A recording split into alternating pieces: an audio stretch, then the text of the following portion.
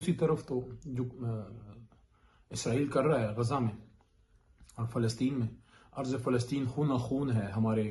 बच्चों के, हमारी माओं के, हमारे बुज़ुर्गों के, नौजवानों के खून से, और they are killing the people with impunity, they are killing the Palestinians with impunity.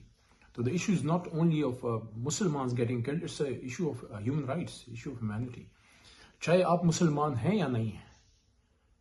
चाहे आप फ़लस्तीन कौस से भी मुखलिस हैं या नहीं हैं, अगर आप इंसान हैं तो आपको इसराइल की इस दहशतगर्दी और खुला जबर और इस्तिबदाद और इस खून रेजी पे आपको, अगर आपके अंदर का इंसान नहीं जागता तो सॉरी टू से, मुसलमान तो बड़ी चीज़ है, आप फिर इंसान ही नहीं है। आप फिर अपने आप को इंसान कहलाने, you not human if you are not standing against the Israeli oppression of the Palestinians. Not that it's a Muslim issue, it's basically an issue of human rights now. So if you belong to any religion, you're a Christian, even if you're a Jew, if you are